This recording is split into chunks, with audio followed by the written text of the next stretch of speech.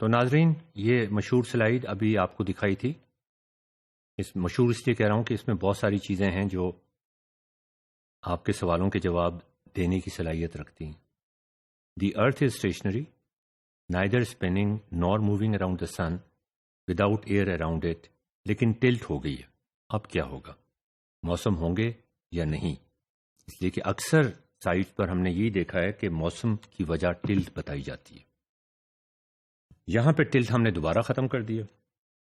How the life would look like. اب آپ دیکھیں کہ یہاں پر ہم نے ہوا بھی ساتھ شامل کر دی.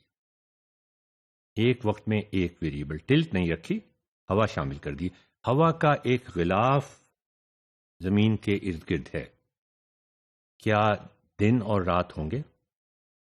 پن نہیں کر رہی ارتھ، صرف ہوا ڈالی ہم نے. ول دیر بی سیزنز؟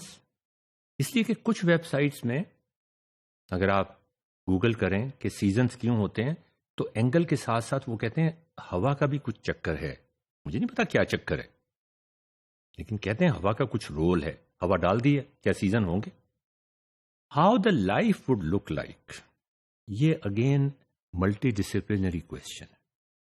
یہ ایک ایسا سوال ہے جو آپ چھوٹے بچوں سے اگر کریں تو اس کو وہ بہت انجوائے کریں گے. ان کا دماغ کھلنا شروع ہوگا. لائف کے لیے کن ضروریات، کیا کیا چیزیں ضروری ہیں، لائف کب ہو سکتی ہے. یہ بچے ساری ہمیشہ یہ باتیں سوچتے ہیں. یہ ہمارا قصور ہے کہ ہم ان کی ان سوالات کا گلا گھونٹ دیتے ہیں. وہ ضرور سوچتے ہیں کہ یہ زندگی کیا چیز ہے، یہ زندگی کیسے پیدا ہوتی ہے، یہ زندگی کیوں موجود ہے. یہ میں نے ایک ویب سائٹ آپ کے سامنے ہے، what if there were no seasons. اب یہ میں نہیں بتا رہا آپ کو کہ پہلی والی سلائیڈ میں سیزنز نہیں ہوں گے، لیکن لگتا کچھ ایسا ہی ہے. کہہ رہا ہے کہ اگر سیزنز نہیں ہوں گے، دیکھیں ایک انگلی سے یہ زمین کو گھمانے کی کوشش کر رہا ہے یا اس کے ٹلٹ کو چینج کرنے کی کوشش کر رہا ہے. ایک دفعہ تو رک گئی گردش ماہ و سال بھی. ساتھ ہی میں ایک اور بات بھی آپ سے کہہ دوں، یہ اسی ویب سائٹ کی کنٹینیویشن ہے، یا آپ خود بھی ڈھونڈ سکتے تھے. When a large size object collided with Earth 4.5 billion years ago, it knocked off a chunk that would become the moon. مجھے نہیں پتا یہ کس حد تک صحیح ہے. بہرحال it also tilted Earth sideways a bit so that our planet now orbits the sun on a slant. کا کیا مطلب ہے؟ Those were two huge changes. ایک تو چاند بن گیا اور ایک زمین کی ٹلٹ ہو گئی. Now over the course of the year, the amount of sunlight striking the northern and southern hemispheres varies as they wobble back and forth.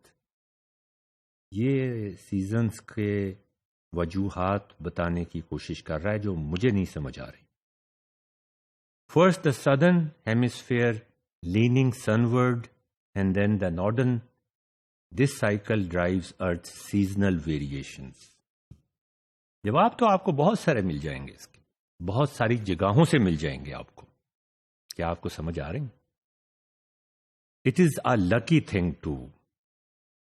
Without Earth's tilt, humanity would be in a sorry state. اب یہ tilt کی وجہ سے کیا مصیبتیں آ جاتی ہیں ہمارے اوپر اگر ٹلٹ نہ ہوتی. سیزنز ہونے کی ایک وجہ ٹلٹ ہے، کیسے ہے یہ ابھی ہم نے سمجھنا باقی ہے. یہ کہتا ہے کہ کیا مصیبتیں نازل ہوتی؟ Forget modern technology. ٹلٹ کی وجہ سے ماڈرن ٹیکنالوجی ختم ہو جاتی. دا اسٹیم انجن کی دریافت نہ ہوتی. These are mind-boggling things. اور sliced bread بھی نہ ہوتا. In a world without seasons, there would not even be wheat.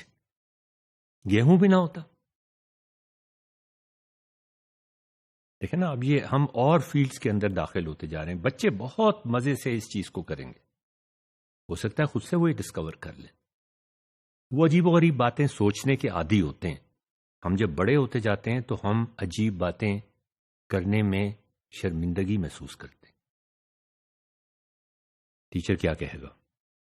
According to Don Atwood, an ecological anthropologist at McGill University in Montreal, humans would probably never have advanced past a state of living in small, scattered settlements, living for survival and often dying of horrific insect-borne diseases. یہ دل سے اتنا کچھ ہو رہا ہے، کیسے ہو رہا ہے؟ آگے یہ کہہ رہا ہے کہ the scientists think that an Earth without a tilt would be stratified into climate bands that would get progressively colder as you moved away from the equator. Humans would never survive the continuous winter of high latitudes, and so we would likely congregate in the planet's tropical midsection. A humid tropical zone like the rainforest of Congo, unrelenting rainfall would quickly erode soil in any areas cleared for farming and would lean nutrients down below root level, swiftly rendering the tilled land infertile for crops. The result is that the humans can only live with low population densities supported by shifting agriculture or something like it in most of the humid lowland tropics. Atwood told life's little mysteries, low population density and low agricultural productivity result in small, scattered settlements.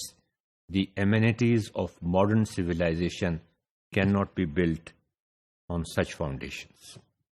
تو یہ ناظرین بڑی عجیب و غریب چیزیں ہیں.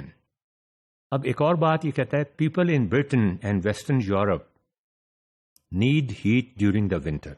He explained, with a growing population in the 18th century, Britain was running low on forest lands for wood first.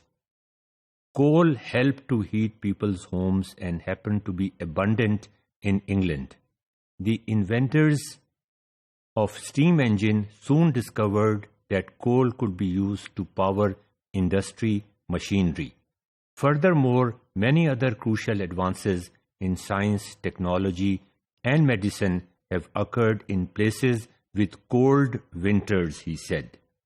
Though the correlation between these developments and the climate is not well understood. بہت ساری باتیں آ گئیں اس میں.